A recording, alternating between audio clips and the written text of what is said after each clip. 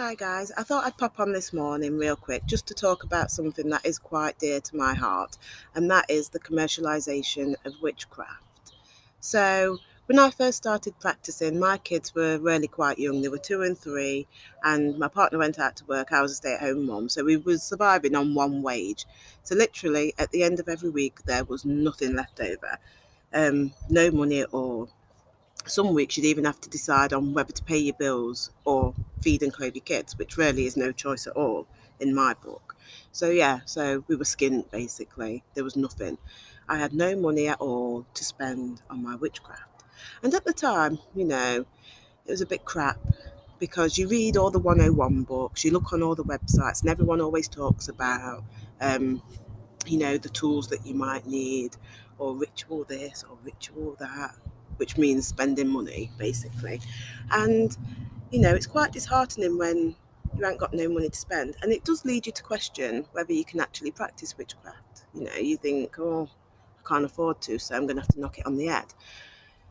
And so I just really wanted to come on today just to discuss the commercialisation of witchcraft and why it's a bad thing, and why actually you don't need to spend a penny to practice witchcraft.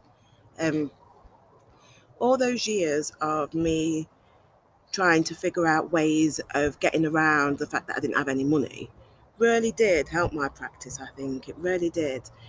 It made me kind of have to scoot past all of that anyway and search for something deeper. And so I thought I'd just come on and share some of the things that can help you do that too, because really you don't need to spend anything. You really don't let anyone tell you that you need to spend money, because you don't. The commercialisation of witchcraft is a terrible thing in my book. You might disagree with me, and that's fine if you do, but for me it's a terrible thing. Some people might argue that actually it makes witchcraft more accessible, but it makes it more accessible to those who can pay for it. It doesn't necessarily make it more accessible for those who are genuinely interested and can't afford anything. So that's why it's a bad thing. It's also a bad thing as well because if you think about all of the crap out there, it's all, don't get me wrong, but if you walk into most new age, not witch, but new age shops, it's just all the same. You've got mass-produced incense, you've got mass-produced resin statues, you've got everything in there that you don't need. You don't need it at all.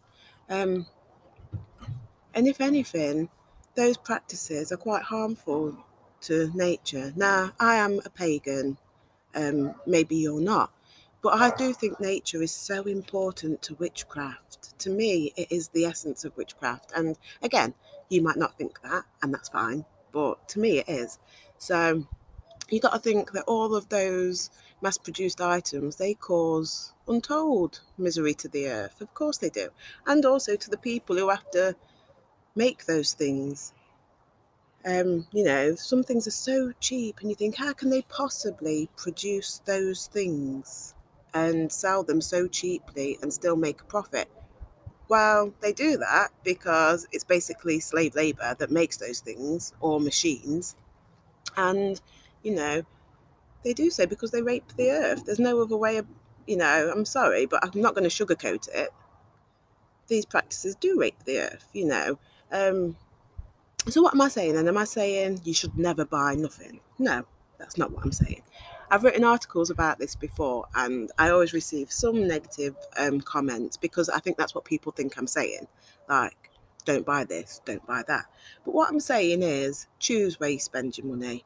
I often say that we've only have two real choices in life: what we think and how we can spend the money that we've slaved away to earn. And if you are going to buy witchcraft supplies, then I would urge you to just, spend your time researching, and rather than put your money in the pocket of some faceless corporation who don't care about witchcraft at all and just see it as another form of money making, instead I would suggest that you take your time and find those pagan witchy craftspeople and buy from them. Those artists will handcraft and produce really good, decent pieces that will last. You won't have to buy it again. And, you're helping another practitioner, you're putting money in their pocket. And most of the practitioners I know who create stuff and sell it, they do so by going out, foraging those items, or making sure that they are sustainable, or, that they've not just chopped down a tree to make something. Do you know what I mean? So really, really think about doing that, because I think that way, then you're getting items that have been ritually produced by pagan and witchy craftspeople, and they will be so more powerful for you than anything that you'd buy that's been just pulled from the earth and sold really cheaply. So that's what I would say. Think about things like crystals and stuff like that, because when I was new and I did have a few quid to spare, I might buy a tumbled stone. And while I've still got those first initial purchases, it's just you get home and you put it on and you think, oh yeah, but then you realise that actually it's just empty. It doesn't do anything. Yeah, it looks nice sat there, but it doesn't add anything at all. So yeah, just think about where you're spending your money. That's what I would say. And really, don't think that you need to spend any money at all to practice witchcraft, because really you do not. Everything you need to practice witchcraft is in here, and you don't need anything else. Believe you me, you don't. Don't let anyone tell you otherwise. So let me know what you think. Do you agree with me? Do you disagree with me? Keep it respectful, folks, and I'll see you again soon. Bye.